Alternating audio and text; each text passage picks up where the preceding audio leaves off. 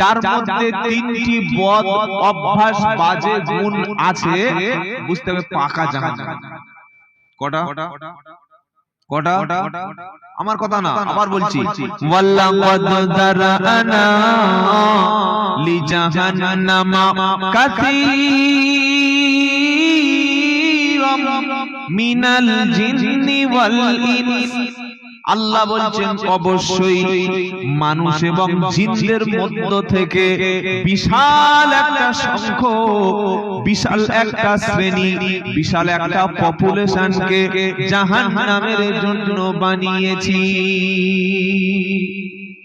আশ্চর্য কথা, মানুষ আর জিনদের মধ্যে বিশাল একটা সংখ্যক জাহান্নামের জন্য বানিয়েছি। বান্দা বলল, আল্লাহ তারা কারা? কি করে চিনবো লোকটা জান্নাতি, কি করে চিনবো লোকটা জাহান্নামী? আর আল্লাহ বললেন, তাহলে কোরআন যদি তুমি পড়ো তাহলে বুঝতে পারবে লোকটা জাহান্নামী। কি করে বুঝবে জাহান্নামী? কি করে বুঝবেন? কোরআন পড়লে কটা গুণ থাকলে জাহান্নামে যাবে? জোরে বলুন, সবাই বলুন। তিনটি। এক নম্বর কি? লাহুম কুলুবুল লা ইয়াফকাহুনা বিহা, যাদের দিল আছে, কলব আছে, অন্তর আছে, চিন্তা আছে, মেধা আছে, প্রজ্ঞা আছে, বুদ্ধি আছে, বিবেক আছে, এক্সপেরিয়েন্স আছে, শিক্ষা আছে, সবকিছু নিয়ে চিন্তা করে, সবকিছু নিয়ে ভাবে, সবকিছু চিন্তা করে, ভাবনা চিন্তা করে, সবকিছু গবেষণা করে, কিন্তু সব চিন্তা করেও আল্লাহকে খুঁজে পায় না। সব চিন্তা করেও আল্লাহকে নিয়ে যারা ভাবে না আর ভেবেও সত্যকে যারা গ্রহণ করে না, তারা জাহান্নামে যাবে, ওদের কেউ বাঁচাতে পারবে না। ভেবে ভাবে না। বাপের বাপ মারা গেছে, কবরে মাটি দিয়ে এসে বাড়িতে বললে, বাবা আমার মাথার উপর থেকে বট গাছটা নেমে গেল। ওই যে বাপ কবরে চলে গেল, এবার 39 দিন পরে একটা অনুষ্ঠান হবে, তার নাম কি বাবা? কথা বলেন। বাপের মরণের 40 দিন পরে কি হবে? মিলাদ হবে, 40 হবে, কলমা খানি হবে, আর একটু খাওয়া হবে। কি হবে না? কলেমা পড়ুক আর না পড়ুক, খাওয়াটা তো জোর করে খেতে হবে। কি বুঝলেন? না যা কলেমা আর বলে লাভ। আপনাদের এখানে দানা পড়ে না ছোলা পড়ে, কোনটা? তাসবিহ। লা ইলাহা ইল্লাল্লাহ, এটার নাম হচ্ছে কালেমা। আর কেউ যদি বলে লা ইলাহা লা ইলাহা লা ইলাহা লা ইলাহা লা ইলাহা লা ইলাহা লা ইলাহা লা ইলাহা লা ইলাহা লা ইলাহা লা ইলাহা, কোন ভিতরে রান্না করছিল লাইলা ভাবি বলছে আমার নাম নিয়ে জিজ্ঞেস হচ্ছে। কি বুঝলেন? এ বাবা, হয় কি হয় না? কলেমা পড়তে গেছো, যদি আল্লাহর সন্তুষ্টির জন্য যাও তো ভালো করে পড়ো, লা ইলাহা ইল্লাল্লাহ, লা ইলাহা ইল্লাল্লাহ, লা ইলাহা ইল্লাল্লাহ মুহাম্মাদুর। এটা বললে আপনারা সবাই জাহান্নামে যাবেন, তাই না? কি আশ্চর্য, লোকের মুখ খুলছে না। লা ইলাহা ইল্লাল্লাহ মুহাম্মাদুর, এটার নাম হলো কলেমা। যারা পড়তে গেছে 40 দিন সকালে তাসবিহ নিয়ে লা ইলাহা ইল্লাল্লাহ, লা ইলাহা ইল্লাল্লাহ, লা ইলাহা ইল্লাল্লাহ, লা ইলাহা ইল্লাল্লাহ, লা ইলাহা ইল্লাল্লাহ। আর লাইলা রান্না করছিল, সেই সেলিম যার বাড়ি মারা গেছে, ওর বড় বড় বললে আমার নামে জিজ্ঞেস হচ্ছে, কি ব্যাপার? এগুলো যেন না হয়। লা ইলাহা ইল্লাল্লাহ একবার ভালো করে পড়ুন। যিনি মারা গেছেন তিনি লা ইলাহা ইল্লাল্লাহ পড়তে জানেন কিনা খবর নিন। এত সুন্দর মসজিদ করেছেন, পাড়ার 10টা ছেলে বসে বসে আড্ডা মারছে, ওরা লা ইলাহা ইল্লাল্লাহ পড়তে জানে কিনা খবর নিন। চায়ের দোকানে বসে বসে ফতোয়া দিচ্ছে, পায়ের উপরে পা তুলে বললে এই ঠান্ডার সময় ওযু না করলে হয়। কে ফতোয়া দিচ্ছে? মুফতি সাহেব, মাওলানা সাহেব, ইমাম সাহেব? না, একটা লোক মুখে বিড়ি টানছে, মুখে দাড়ি নাই, ফতোয়া দিচ্ছে, বললে এই যা ঠান্ডা পড়েছে ওযু না করলে হয়। কি বলছি বুঝতে পারছেন না?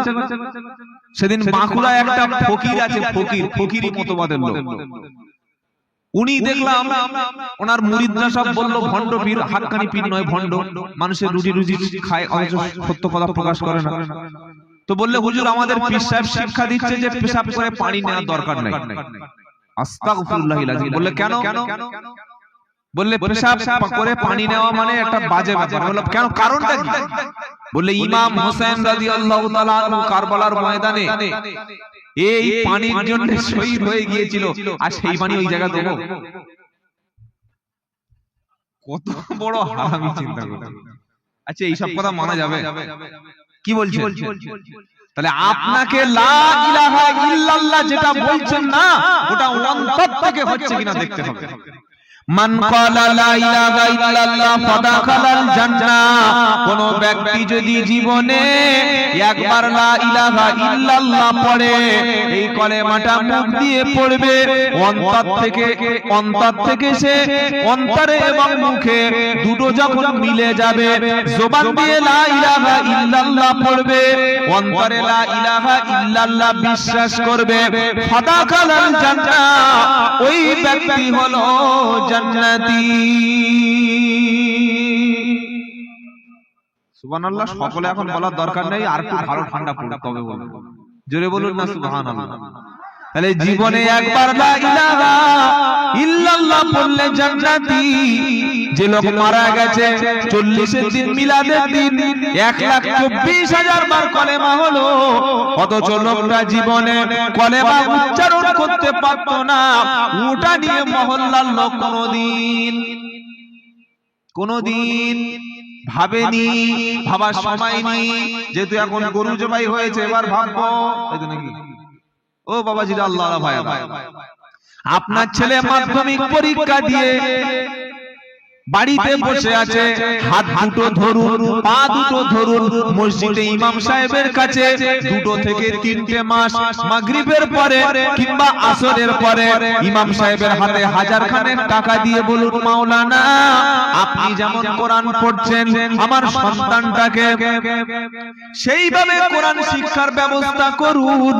1 থেকে 2 মাস। বর্তমান ছেলেরা হলো ডিজিটাল, কি ছেলে? 5G গতির ছেলে। এদের কোনো মানে আগেকার মতো সেরকম একদম, এদের ব্রেনটা মানে কম্পিউটার, যা বলবেন সঙ্গে সঙ্গে ক্যাচ করে দেবে। কি বুঝতে পারছেন না? আগে একটা লোকের কাছে সূরা কাউসার শেখাতে গিয়ে চুল পেকে গেছে। সূরা কাউসারটা 40 বছর বয়সে ইমাম সাহেব ট্রেনিং দিচ্ছে, 40, 50, 60, 20 বছর ইমাম সাহেব শিখিয়েছে। যেই রমজান মাস আসে খালি সূরা কাউসারটা শেখে। 60 বছর বয়সে ইমাম সাহেব বলছে, চাচা 20 বছর তো তুমি নামাজ পড়লে আর সূরা কাউসারটা শেখালাম, একটু বলো দেখি। এবার বলছে, ইন্না আহাতাইনা কালো কাউসার ফাসাল্লিহি লিরাব্বিকা ওয়ানহার ইন্না শাহানিয়াকাহু আলো আবতার। আচ্ছা এরকম নামাজ পড়লে নামাজ হবে? কি সর্বনাশ, ছোট একটা সূরা ঠিক করতে পারে না। আল্লাহ বলছেন, ইন্না আতাইনা কাল কাউসার ফাসাল্লি লিরাব্বিকা ওয়ানহার ইন্না শানিআকা হুয়াল আবতার। কমপ্লিট হয়ে গেল। আমার আল্লাহওয়ালা ভাইরা, জ্ঞানী জনেরা, ন্যায়নিষ্ঠবানেরা, আপনার সন্তান ইমাম সাহেবের কাছে মসজিদে 2 থেকে 3 মাস মক্তবে পাঠিয়ে দেন। আপনার ছোট্ট বাচ্চা ছেলেটা যেটা সবে 1 ক্লাস 2 ক্লাস 3 তে পড়ছে, আসরের নামাজের পরে আপনাদের মসজিদে মক্তব আছে। কত বাচ্চা পড়ে? কত বাচ্চা পড়ে? মক্তব নেই, বাচ্চারা মসজিদে পড়ে না।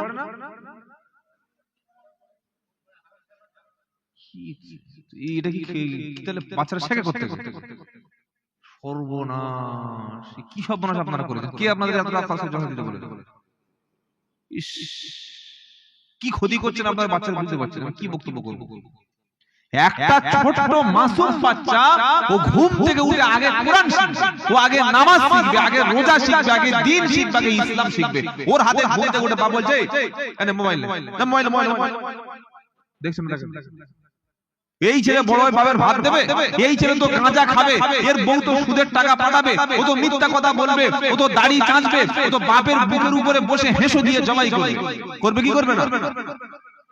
পায়ে ধরে বলে যাচ্ছি শোনো, যদি পরবর্তী প্রজন্মকে বাঁচাতে চাও, পরবর্তী জেনারেশনকে যদি মসজিদমুখী করতে চাও, যদি চান যে মসজিদে সারা জীবন নামাজি থাক, পাড়ায় কোরআন পড়া লোকের সংখ্যা বাড়ুক, পাড়ায় নামাজির সংখ্যা বাড়ুক, ইমাম সাহেব যোগ্য মানুষ, আমার আগে বক্তব্য করছিলেন তো কথা বলে না, ইমাম সাহেবের কণ্ঠ দেখেছেন কত সুন্দর, একদম 22 বছরের ছেলের মতো কণ্ঠ। বয়স হলে হবে, ভিতরে মাল সব ঠিক আছে, কি বুঝলেন? এরকম একটা যোগ্য ইমাম পেয়েছেন, যারা বাচ্চা আপনাদের বাড়িতে আছে, নার্সারি বাচ্চা 1 কেজি 2 পড়ে, ক্লাস 2 3 4 5 এ পড়ে, প্রত্যেকদিন আসরের পরে আপনার বাচ্চাকে এই মসজিদের মধ্যে সামনে জায়গা করে বা যে কোনো জায়গায় মসজিদ সংলগ্ন আপনার বাচ্চাটা যেন সহিভাবে কোরআন শিখতে পারে, এই ব্যবস্থাটা যদি করতে পারেন ইনশাআল্লাহ আপনি সফল পিতা, সফল পিতা। আর যদি ব্যবস্থা না করেন, 14 বছর বয়স হবে প্রথমে বিড়ি ধরাবে, 16 বছর বয়স হবে গাঁজা থেকে যাবে, টাটকা গাঁজা খাবে, বাড়িতে এসে মাতলামি করবে, মার খেয়ে মসজিদে দোয়া করছে আল্লাহ হেদায়েত করো, আল্লাহ বলে বেরো বেরো বেরো। কখন গাছ জিনিস কখন দিচ্ছিস? জ্বর হয়েছে সকালবেলা রোজা খাচ্ছিস 1 মাস পরে, হ্যাঁ? বাচ্চাদের জন্য প্রত্যেকে বাধ্যতামূলক করে দেবেন বক্তব্য, বলুন ইনশাআল্লাহ। এই কথাটা যেন মসজিদ কমিটির মাথায় থাকে, আপনারা যারা শুভবুদ্ধি সম্পন্ন ইমানদার কথাটা যেন মাথায় থাকে।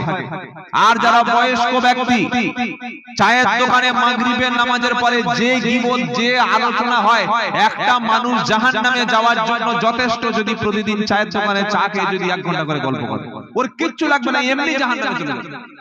লোক চুপ থাকে না, গীবত করে। কি গো গীবত করে না? এত বাজে বাজে গীবত, রাজনীতির কথা, ধর্ম নিয়ে প্রত্যেকের লোক চায় দোকানে গীবত করা। আল্লাহ আমাদের হেফাজত করুক, সকলে জোরে বলুন আমিন। 3টি বদ গুণ থাকলে জাহান্নাম। কি কি? লাহুম কুলুবুল লা ইয়াফকাহুনা বিহা, যারা অন্তর দিয়ে ভেবেও ভাবে না। ওয়া লাহুম আইনুন লা ইবসিরুনা বিহা, যারা চোখ থেকেও দেখে না, আল্লাহকে দেখে না, চোখ থাকার পরে কোরআন দেখে না, চোখ থাকার পরে মসজিদ দেখতে পায় না, চোখ থাকার পরে বৃদ্ধ পিতা মাতাকে ভিক্ষা করতে মুসলমান পাঠায়। বাড়িতে যেদিন মিলাদ হবে সেদিন 5 রকমের ফল, 4 রকমের মিষ্টি, 3 রকমের ভালো মাংস, চিকেন হবে, মটন হবে, বিফ হবে, অমলেট হবে, মাছ হবে, চিংড়ি হবে, সমস্ত রকমের খাবার আইটেম করে ইমাম সাহেবের জন্য, বাইরের হুজুরের জন্য খানজায় করে সাজিয়ে বললে হুজুর খাও, দোয়া করে দাও। আর নিজের জন্ম দেওয়া বাপটা শীতের দিনে ভিক্ষা করে খায়, নিজের জন্ম দেওয়া মাটা ডাক্তার দেখাতে পারে না, এই ছেলের নজরে পড়ে না। আল্লাহ বলছে জাহান্নাম তোমার অরিজিনাল ঠিকানা। কান থাকতে যারা শোনে না, শোনে যারা শোনে না, চোখ থাকতে যারা দেখে না, বিবেক থাকার পরে যারা ভেবে ভাবে না, আমার আল্লাহ বললেন ওরা হলো জাহান্নামী ঠিকানা। এত বড় ঘর মসজিদ খুঁজে পায় না মসজিদ মুসলমান। আল্লাহু আকবার। চোখ থাকলে দেখেও যারা দেখে না, কান থাকতে শোনেও যারা শোনে না, বিবেক আছে, বুদ্ধি আছে, ভেবে যারা ভাবে না, তারা কোথায় যাবে? কোথায় যাবে? আল্লাহ শুধু যদি বলতো যে ওরা জাহান্নামে যাবে, ব্যাস, তাহলে আর কিছু বলার দরকার ছিল না। আল্লাহ আরো দুটো কথা বলেছে। কটা কথা? আল্লাহ বলছেন কান থেকে সব কথা শুনে আল্লাহর কথা যারা কানের মধ্যে রাখতে পারলো না, সব কিছু শুনে আজান যারা কানের মধ্যে নিয়ে মসজিদে আসতে পারলো না, চোখ দিয়ে সব কথা দেখার পরে, সব ভালো জিনিস দেখার পরে আল্লাহর আযাবের ভয় যাদের করে না, আল্লাহর কালাম যারা দেখেও পড়ে না, আল্লাহর ঘর মসজিদ যারা দেখেও দেখে না, আর বিবেক বুদ্ধি দিয়ে যারা ভাবে না, আমার আল্লাহ বলছে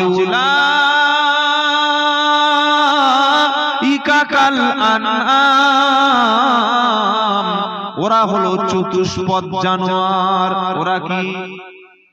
চতুষ্পদ জানোয়ার। কুকুরকে সারাদিন ডেকে আনে, ও কুকুর আয় আমাদের বাড়ি খাবি, আসবে তো?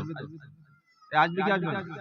আসবে না? ওর হাড় দিন মাংস দিন চুচু করে চলে আসবে। ছাগলকে ঘাসের লোভ দেখান চলে আসবে, গরুকে আনুন চলে আসবে, মুরগির চাল ধান ছড়িয়ে দিন চলে আসবে, পায়রার খাবার গম ছড়িয়ে দিন চলে আসবে। আসবে কি আসবে না? এই আসবে কি আসবে না? আর যে আল্লাহ তোমাকে খাওয়াচ্ছে সেই আল্লাহ বলছে মুয়াজ্জিনকে দিয়ে বল দেখি জোরে শোনো। মুয়াজ্জিন 12:30টার সময় শুরু করেছে, হাইয়া আলাস সালাম। ওই আজানটা সকাল 9টার সময় দিতে পারবে? পারবে না, যেহেতু তার নির্দেশ নেই। মুয়াজ্জিন বলল হাইয়া আলাস সালাহ, তার মানে মুয়াজ্জিন নিজের কথা বলল না, আল্লাহর নির্দেশে আল্লাহর বান্দাদেরকে মসজিদে ডাকলো। সময় নাই, আসরে ডাকলো সময় নাই, মাগরিবে ডাকলো সময় নাই, ইশায় ডাকলো সময় নাই, ফজরে ডাকলো ঘুম ছাড়ে না। এবার বুড়ো যখন হয়ে গেছে, কোমর যখন চলে না, চেয়ার নিয়ে মসজিদে ঢুকে বলছে রব্বানা যা পাপ করেছি মাফ করো, আর ভুল করব না।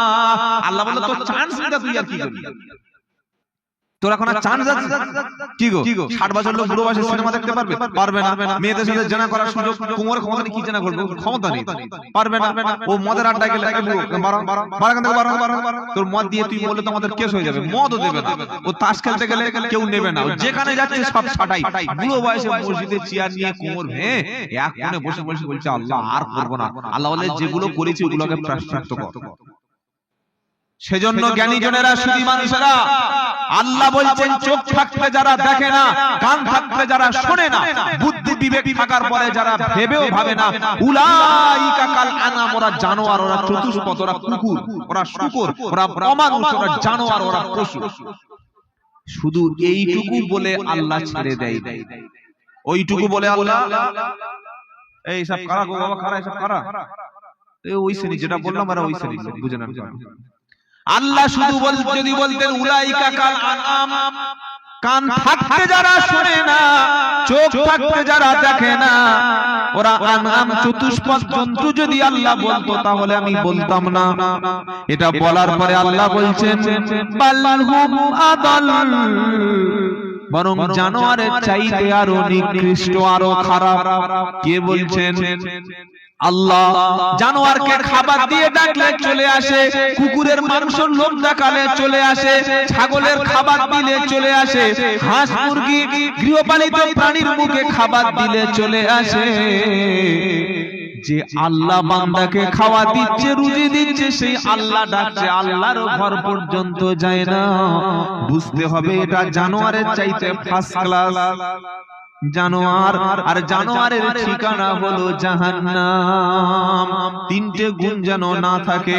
কান দিয়েছে আল্লাহ, শুনবো যাব আল্লাহর দিকে। চোখ দিয়েছে আল্লাহ, ভালো জিনিস দেখবো, ভালো ভালো কথাগুলো ভাববো, অন্তরে আল্লাহর কথা ভাববো। তাহলে আল্লাহ তাআলা মরণের পরে আমাদেরকে আগুন থেকে বাঁচিয়ে নেবেন। জোরে বলুন সুবহানাল্লাহ। তিনটে গুণ থাকলে জাহান্নাম বলে দিলাম। এবার জান্নাতুল ফেরদাউসের কাজ বলেছি, কটা মনে আছে? 7টা। পারা নাম্বার 18, সূরার নাম মুমিনুন। এই সূরার মধ্যে আল্লাহ তাআলা জান্নাতুল ফেরদাউসে যারা যাবে, জান্নাতুল ফেরদাউসের বাসিন্দা যারা হবে, তাদের জন্য 7টা কাজ দিয়েছে। এই 7টা কাজ যারা করবে তারা হলো জান্নাতি। 7টা কাজ।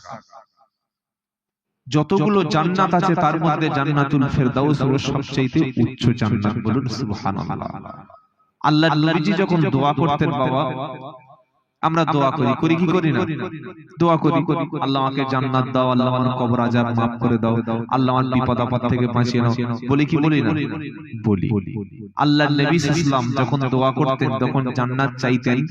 তিনি স্পেশাল সবচাইতে যেটা সুন্দর উৎকৃষ্ট ওই জান্নাতটা চাইতেন। সবচাইতে উৎকৃষ্ট সুন্দরের দিক থেকে ওই জান্নাতের নাম কি বাবা? জান্নাতুল ফিরদাউস। এটা শুনেন নাই আপনারা? হ্যাঁ, জান্নাতুল ফিরদাউস হলো সবচেয়ে উৎকৃষ্ট জান্নাত। নবী যখন সাল্লাল্লাহু আলাইহি ওয়াসাল্লাম দোয়া করতেন এই জান্নাতটা চাইতেন। এবার আপনি কোরআন, আমি আপনাদের সামনে কোরআন পড়ছি। সূরার নাম আবার বলে দিলাম, সূরাতুল মুমিনুন, একদম 18 পারার প্রথম পৃষ্ঠা। এই সূরার মধ্যে 8টা আয়াতে 7টা কাজ দিয়েছেন। 7টি কাজ যে ব্যক্তি করবে, ও হালদার হোক, মিদ্দে হোক, লস্কর হোক, পাইক হোক, বৈদ্য হোক, মোল্লা হোক, পুরকাইত হোক, ও পীরের ঘরের বেটা হোক, মুফতি সাহেবের ছেলে হোক, ডাক্তারের ছেলে হোক, আর মূর্খ যে কোনো লোক, যে কোনো ব্যক্তি যদি এই 7টা কাজ করতে পারে, কারোর সাহায্য লাগবে না, আল্লাহর দয়ায় আর রাসূলের সুপারিশে জান্নাতুল ফেরদাউসে যাবেই যাবে। জোরে বলবেন না সুবহানাল্লাহ? তাহলে 7টা কি বলবো? বলবো ইনশাআল্লাহ। শুনুন, সূরার নাম বলেছি কি? মুমিনুন। কি বলেছি? মুমিনুন, একদম 18 পারা। তো আলোচনা শুরুর আগে সকলে একটু আউযুবিল্লাহ পড়ুন আমার সাথে, যেহেতু কোরআনের আলোচনা শুরু হচ্ছে তো। আর শয়তান কোনোদিন চায় না যে মানুষ কোরআন শুনুক, কোনোদিন শয়তান চায় না। এজন্য আপনি যখন কোরআন শুনবেন, সব সময় কোরআন পড়বেন, পড়ার আগে কি করতে হবে? পড়ুন আউযু বিল্লাহি মিনাশ শাইতানির রাজীম, বিসমিল্লাহির রহমানির রহিম। বিতাড়িত মারদুদ শয়তানের হাত থেকে আল্লাহর কাছে আশ্রয় চাইছি। পরম করুণাময় আল্লাহর নামে শুরু করছি, যিনি রহমান, যিনি রহিম। সুবহানাল্লাহ। তিনি দয়া করে আমাদেরকে ঈমান দিয়েছেন, বলুন সুবহানাল্লাহ। তিনি দয়া করে আমাদের পাপকে ঢেকে রেখেছেন। আল্লাহ যদি আমাদের পাপের বদলা নিতেন, আল্লাহ যদি আমাদের পাপের শাস্তি দিতেন, বাঁচতে পারতেন? বাঁচতে পারতেন? আমরা যা পাপ করেছি, পৃথিবী না জানুক আমি তো জানি, কি পাপ করেছি হায়। পৃথিবী না জানুক আমি তো জানি, কি পাপ করেছি হায়। আমার পাপের করলে বিচার, বাঁচার উপায় নাই আমার। দয়াময় তুমি ক্ষমা করো আমার। তবে কিছু কিছু পাপের শাস্তি আল্লাহ দুনিয়াতে দেবে না, দেবে না? জোরে বলুন। বললে হুজুর দেখিয়ে দিন। আমেরিকায় নির্বাচন হয়ে গেল, কে ক্ষমতায় আসবে? Donald Trump. তিনি সামনের নেক্সট উইকে শপথ নেবেন, আমেরিকার প্রেসিডেন্ট দ্বিতীয়বার আবার তিনি হবেন। তো শপথ নেওয়ার আগে তিনি গত 4 দিন আগে নিরীহ, একেবারেই অসহায় ফিলিস্তিনিদের হুমকি দিয়েছিলেন যে, ও নিরীহ ফিলিস্তিন, সন্ত্রাসী ফিলিস্তিন, ট্রাম্পের কথায়, যদি তোমরা আমাদের ইসরায়েলের যে ইহুদিদের ধরে রেখেছো যদি না ছেড়ে দাও, আমি শপথ নেওয়ার আগে যদি না ছাড়ো, তাহলে ইসরায়েল আমেরিকা মিলে তোমাদের পুরো গাজা, পুরো রাফাকে একদম জাহান্নাম বানিয়ে দেব, নরক বানিয়ে দেব। এই কথাটা বলে হুমকি দিয়েছিল ডোনাল্ড ট্রাম্প। এটা আপনারা নিশ্চয়ই খবরের কাগজে পড়েছিলেন, হয়তো অনেকে পড়েছেন। আল্লাহ বলছে, শোনো, তোমরা চক্রান্ত করো আর আমি আল্লাহ কৌশল করি। একবার জোরে বলুন। ওয়া মাকারু ওয়া মাকারাল্লাহ ওয়াল্লাহু খায়রুল মাকিরিন। যখন কোরআনের আয়াতগুলো পড়বো একটু জোরে বলবেন আল্লাহু আকবার। দুপুরে কারা কারা খেয়েছে শুধু তারাই বলুন আল্লাহু আকবার। এরা খাওয়া কি ভালো হচ্ছে না নাকি?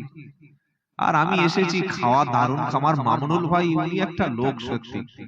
হ্যাঁ, খাওয়ার মেহমানদারির দিক থেকে একদম মামুন ভাই 1 নম্বরে আছে। আসলেই মাছ গোশত কি খাবেন, কি বুঝলেন? তো সকলে বলুন আল্লাহু আকবার। ট্রাম্প কি বলল? যে আমি ক্ষমতায় চেয়ারে বসার আগে যে সমস্ত ইহুদিদেরকে ধরে রেখেছো ফিলিস্তিনে গাজাতে, তাদেরকে মুক্তি দাও, তা না হলে পুরো গাজাটাকে একদম পুরো ফিলিস্তিনকে পুরো রাফাকে নরক বানিয়ে দেব, জাহান্নাম বানিয়ে দেব, আগুনের গ্রাস করে দেব। আল্লাহ বলছেন দাঁড়া, কি গো? ওয়া মাকারু ওয়া মাকারাল্লাহ ওয়াল্লাহু খায়রুল মাকিরিন।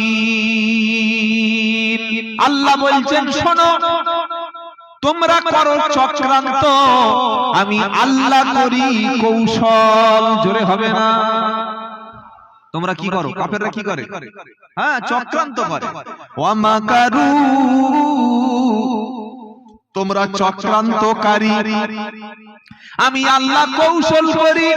আল্লাহু খায়রুল মাকিরিন, আর আমি আল্লাহ হলাম উত্তম কৌশলকারী।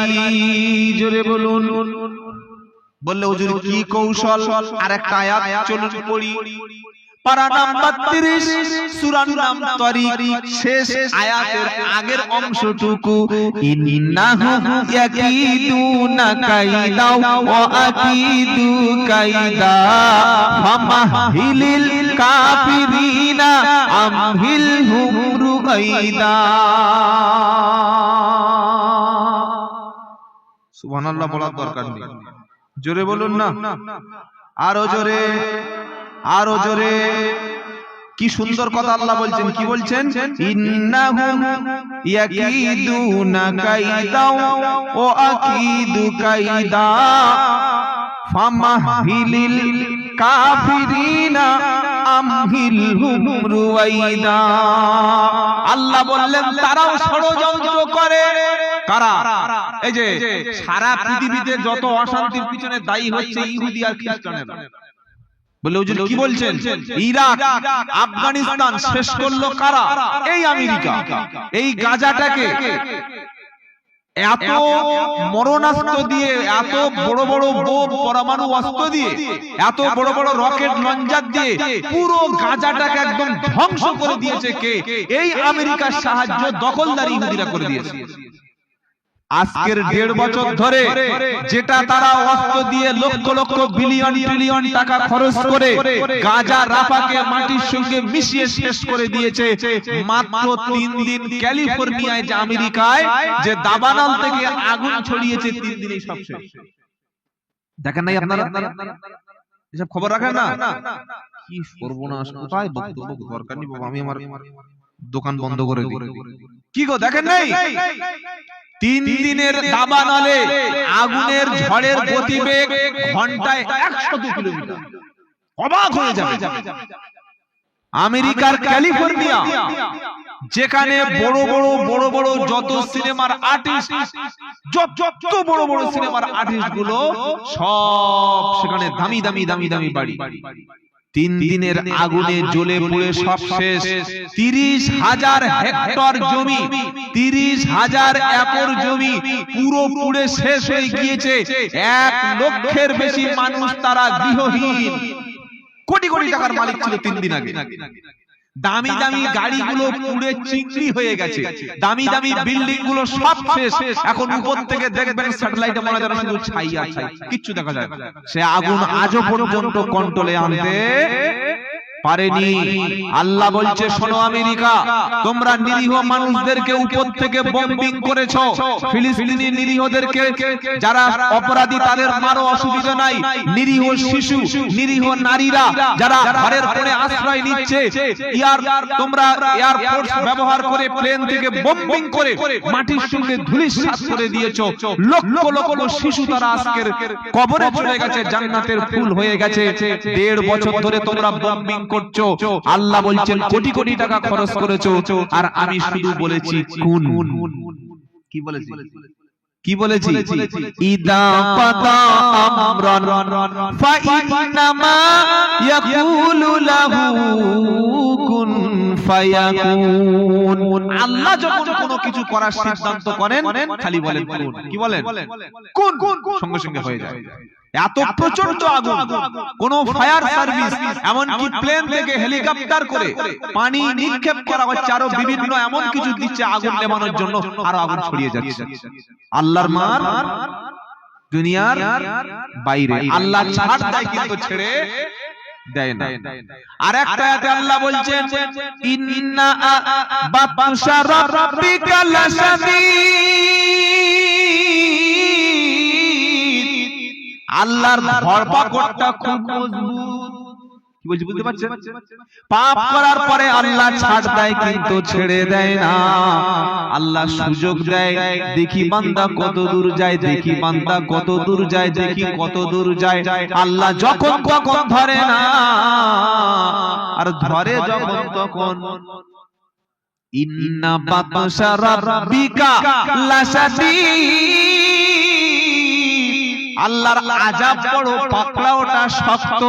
তোমরা 24 লক্ষ ফিলিস্তিনিদেরকে গৃহহীন করেছো, হসপিটাল ধ্বংস করেছো, বিল্ডিং গুলো শেষ করে দিয়েছো, কোটি কোটি টাকা খরচ করেছো, আর আমার আল্লাহ দাবানলের একটা আগুনে তোমাদের 3 দিনে রাস্তার ভিখারি বানিয়ে দিয়েছে। আমার আল্লাহ ইচ্ছা করলে আরো মানুষকে শাস্তি দিতে পারে কি পারে না? জোরে বলুন। আমেরিকায় ক্যালিফোর্নিয়ায় শুরু হলো দাবানল, লক্ষ লক্ষ কোটি কোটি টাকার বিল্ডিং পুড়ে ছাই হলো। আর সৌদি আরব জানেন কি জানেন না, এরা সবচেয়ে বড় বন্ধু কিন্তু সৌদি আরব ইহুদি আর আমেরিকার। এটা হয়তো অনেকে জানেন না, সৌদি আরবের সবচেয়ে বড় বন্ধু হলো ইহুদি এবং আমেরিকা। আল্লাহ বলল এদের আগুনে পুড়িয়ে শেষ করব, আর তোদেরকে একটু পানি দিয়ে চুবিয়ে দেব। কি ভয়ঙ্কর বন্যা হচ্ছে দেখেন নাই? গাড়িগুলো মুড়ির মতো একদম সব ভেসে চলে যাচ্ছে। আল্লাহু আকবার, আল্লাহু আকবার। তার নাম হলো আল্লাহ। আল্লাহ ছাড় দেন কিন্তু ছেড়ে দেন না। আল্লাহ হেফাজত করুক সকলে, জোরে বলুন আল্লাহুম্মা আমিন। যাই হোক, তাহলে আমরা আল্লাহর কোরআন থেকে কথা শুরু করি। মুমিনের 7টা গুণ আলোচনা করব, ছোট্ট আলোচনা ইনশাআল্লাহ। প্রথমে আল্লাহ তাআলা বলছেন যে জান্নাতুল ফেরদাউসে কারা যাবে? কদ আফলাহাল মুমিনুন, আমার আল্লাহ বলছেন মুমিন ব্যক্তিরা হলো সফল ব্যক্তি। জোরে বলুন সুবহানাল্লাহ।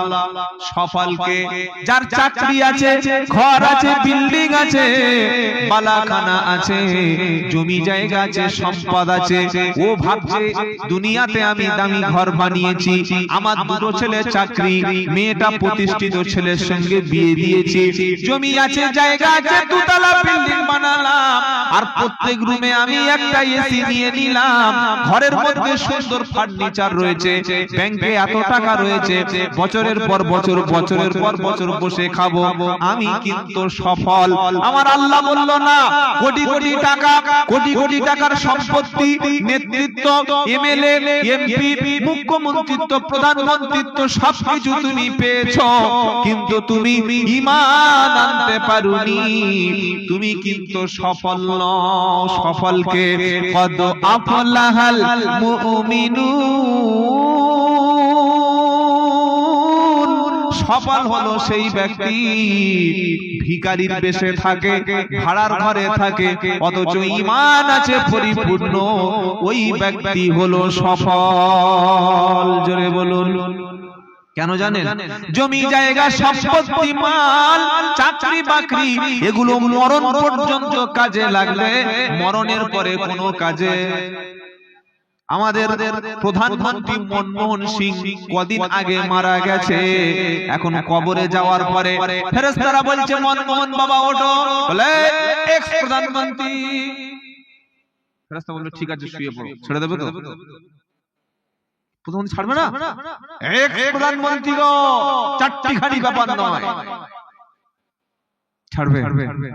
আরে বলছেন না কেন? কোনো সুযোগ নাই। আমাদের জ্যোতিবাবু মারা গেছে না, যায় না? কদিন আগে মারা গেল না? কি গো? তারপরে বুদ্ধদেব কি গো? যদি বলে আমি 34 বছর ক্ষমতা ছিলাম বাংলায়, বাগে আর ছাগলে এক ঘাটে জল খাইয়েছি, ফেরেশতারা বলবে ঠিক আছে শো, আমরা চলে যাচ্ছি, বলবে নাকি? কি বুঝলেন? কোনো রেহাই নাই, কোনো রেহাই নাই। কবরে একটাই জিনিস কাজে লাগবে, তার নাম হলো ঈমান। কি নাম? জোরে বলুন।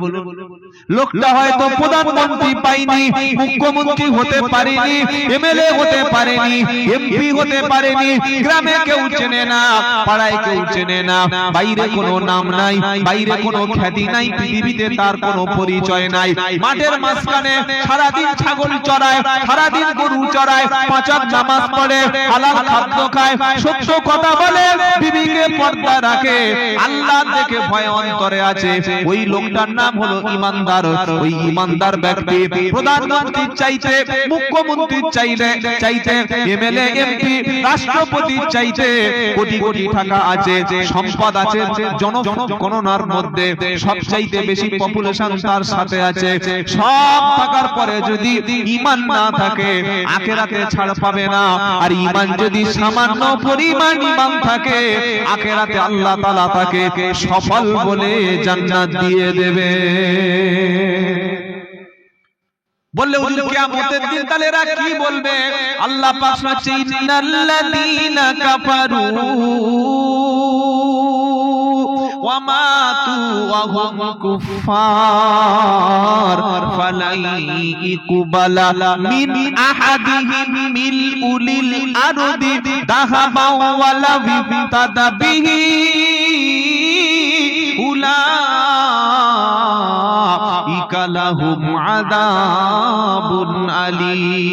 দুনিয়ায় কোন বিপদে পড়লে টাকা দিয়ে, সম্পত্তি দিয়ে যেমন দুনিয়ার বিপদ থেকে বেঁচে গেছে, যে ঈমান নিয়ে কবরে যেতে পারেনি, ঈমান নিয়ে মরতে পারেনি, আখিরাতে যখন ফেঁসে যাবে আল্লাহর কাছে বলবে, আল্লাহ আমি পৃথিবী পরিমাণ স্বর্ণ দান করছি, আল্লাহ আমি স্বর্ণ দেওয়ার কথা মনে মনে ভাবছি।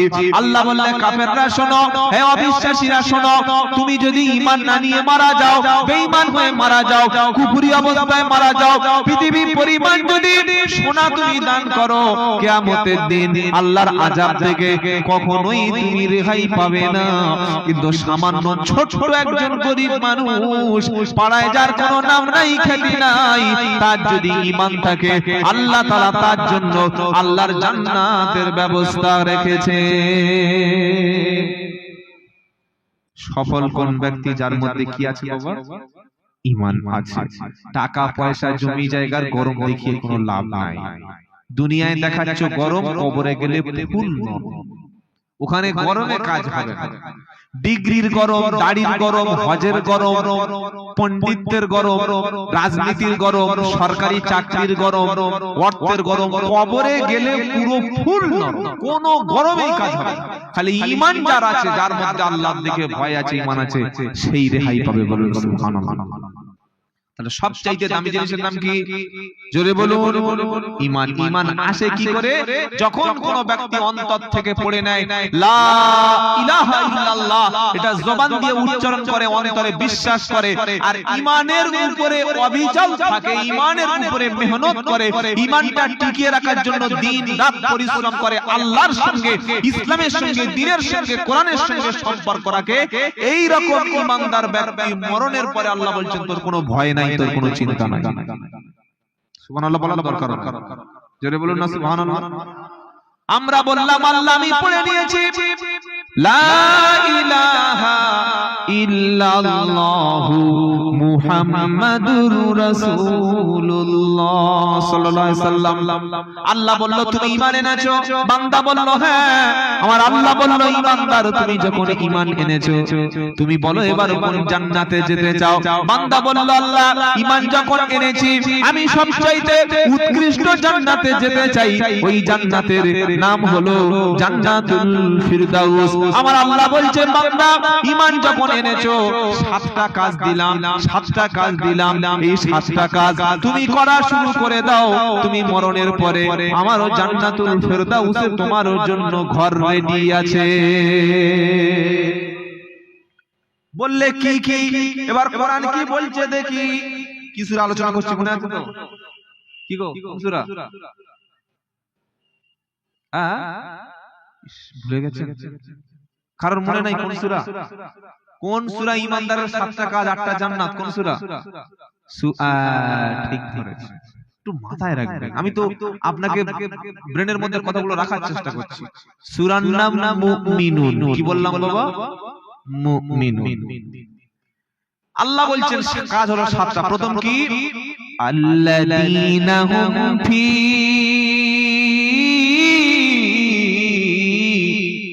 সালাতিহিম খাশিউন।